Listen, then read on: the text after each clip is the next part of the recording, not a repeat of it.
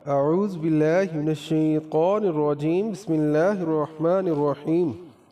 معزز ناظرین، مسجد اقصی جس کے بارے میں آج کل مسلمانوں، یہودیوں اور عیسائیوں کے درمیان لڑائی جاری ہے، اس مسجد کی تعمیر کس نے کی اور کس کس ادوار میں یہ مسجد تعمیر ہوئی؟ معزز ناظرین، آج ہم آپ کو بتائیں گے کہ مسجد اقصی کے بارے میں کیا مسجد اقصی کو جنات نے تعمیر کیا تھا اور حضرت سلیمان علیہ السلام نے کیا جنات کو اس کام پر لگایا تھا، اور جنات کو کس وجہ سے یہ خبر ہوئی کہ حضرت سلیمان علیہ السلام کی روح پرواز کر گئی۔ اس کے بارے میں قرآن کریم فرقان حمید کیا کہتا ہے، آج کی اس ویڈیو میں ہم آپ کو بتائیں گے۔ اگر آپ ہمارے چینل پر نئے ہیں تو ہمارے چینل کو سبسکرائب کریں اور لائک کریں، اور ہماری ویڈیوز کو اینڈ تک ضرور دیکھیں۔ اسلام کے 3 مقدس مقامات میں مسجد اقصی ایک ہے، جس کی طرف سفر کرنا بھی باعث اجر و ثواب ہے۔ مسجد اقصی اپنے آپ میں ایک مکمل تعمیری تاریخ رکھتی ہے، جس کا تعلق قوموں کے عروج و زوال اور پیغمبروں کے مبعوث ہونے سے ہے۔ مسجد اقصی مسلمانوں کے لیے قبلہ اول کی حیثیت رکھتا ہے، جس کی طرف رخ کر کے نبی کریم صلی اللہ تعالی علیہ وآلہ وسلم اور آپ صلی اللہ تعالی علیہ وآلہ وسلم کے صحابہ نے تقریباً 16 ماہ تک نماز ادا کی، اور یوں لوگوں کو یہ پیغام دیا کہ اسلام کوئی نیا دین نہیں، بلکہ یہ دین ابراہیمی کی ہی ایک شکل ہے، جو حضرت موسیٰ اور حضرت عیسیٰ علیہ السلام کی تعلیمات کو پھر سے زندہ کرنے اور اصل تورات و انجیل کے پیغام پر عمل پیرا ہے۔ واقعی معراج اس بات کی دلیل ہے کہ القدس سے اسلام کا کتنا گہرا تعلق ہے۔ نیز نبی کریم صلی اللہ تعالی علیہ وآلہ وسلم کا تمام انبیاء اکرام کو امامت کرانا ایک غیر معمولی واقعہ تھا۔ غرض یہ کہ یروشلم اسلام و عیسائیت اور یہودیت تینوں مذہب کے نزدیک مقدس مقام ہے۔ یہ علاقہ پیغمبروں کا مسکن رہا ہے، یہاں بے شمار نبی آئے۔ قرآن مجید میں اللہ تبارک و تعالی نے سرزمین قدس کے متعلق سورۃ الاعراف میں فرمایا، اور ہم نے اس قوم کو جس کو کمزور بنایا گیا تھا اس سرزمین کے مشرق و مغرب کا وارث بنایا، کہ جس سرزمین میں ہم نے برکت رکھی ہے۔ اسی طرح سورۃ الاسراء میں فرمایا، پاک ہے وہ ذات جو لے گئی اپنے بندے کو ایک رات میں مسجد حرام سے مسجد اقصی تک، جس کے ارد گرد ہم نے برکت رکھ دی ہے۔ ان آیات میں جس بابرکت سرزمین کا ذکر ہے وہ بیت المقدس ہے، اور اس کے گرد و نواح کے علاقے ہیں۔ حدیث مبارکہ میں نبی کریم صلی اللہ تعالی علیہ وآلہ وسلم نے مسجد اقصی کی فضیلت بیان کی۔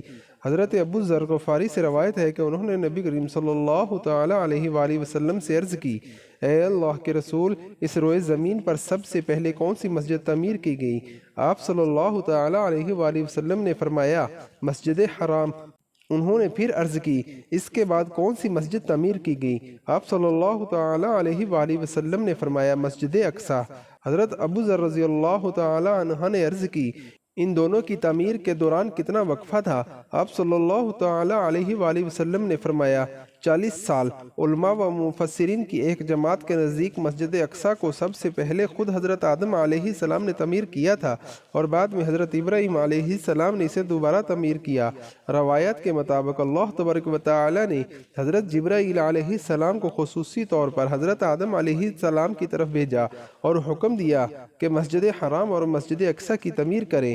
ابن حشام نے اپنی تاریخ میں لکھا ہے کہ جب بنی اسرائیل فلسطین میں مضبوط ہونے لگا اور ان کی ریاست قائم ہوئی تو حضرت داؤد علیہ السلام نے بیت المقدس کی دوبارہ بنیاد رکھی، اور پھر آپ کے جانشین و فرزند حضرت سلیمان علیہ السلام نے مسجد اقصی کی مکمل تعمیر فرمائی۔ غرض یہ کہ احادیث اور تاریخی روایات سے پتہ چلتا ہے کہ بیت المقدس کو کئی ادوار میں بار بار تعمیر کیا گیا، نیز اس کی تجدید کئی پیغمبروں نے کی۔ مسجد اقصی کی مکمل تعمیر حضرت سلیمان علیہ السلام کے دور میں ہوئی، جس کی تائید نہ صرف اسلامی بلکہ اسرائیلی روایتوں میں بھی ملتی ہے۔ حضرت سلیمان علیہ السلام اللہ تبارک و تعالی کے جلیل القدر پیغمبر تھے، جن کی سلطنت مشرق سے لے کر مغرب تک تھی، اور انسانوں کے ساتھ ساتھ چرند پرند جانور حیوانات اور جنات پر بھی آپ نے حکومت کی۔ جنات آپ کے تابع تھے اور فرما بردار تھے۔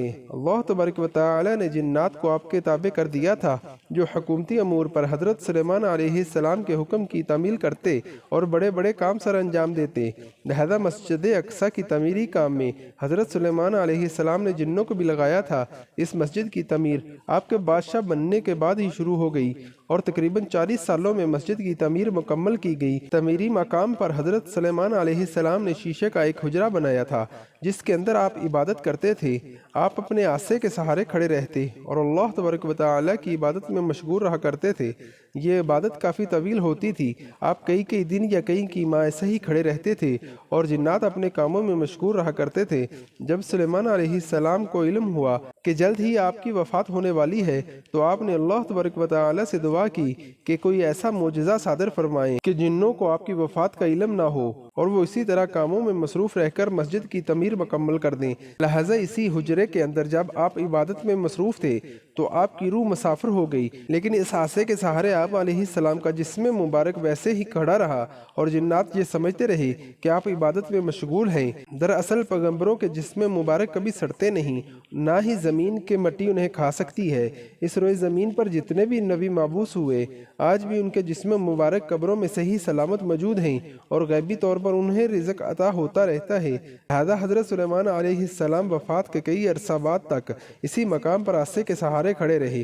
آخرکار جب عصے کو دیمک کھانے لگی اور وہ لاٹھی کمزور ہو گئی تو آپ کا جسم مبارک زمین کی طرف جھکنے لگا اور تب جنوں کو یہ علم ہوا کہ حضرت سلیمان علیہ السلام کی وفات ہو چکی ہے۔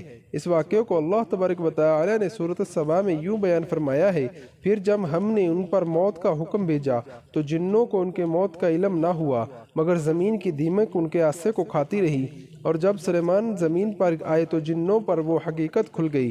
اگر وہ غیب جانتے تو اس خاری کے عذاب میں نہ رہتے، اور اسی طرح جنات کو پتہ نہیں چلا کہ آپ کی روح پرواز کر گئی ہے، اور یوں جنات نے یہ مسجد تعمیر کی۔ اللہ تبارک و تعالی سے دعا ہے کہ ہمیں سیدھے رستے پر چلائے۔ اسلامی اور معلوماتی ویڈیوز دیکھنے کے لیے ہمارا چینل کو سبسکرائب کریں۔ جزاکم اللہ احسن الجزاء فی امان اللہ۔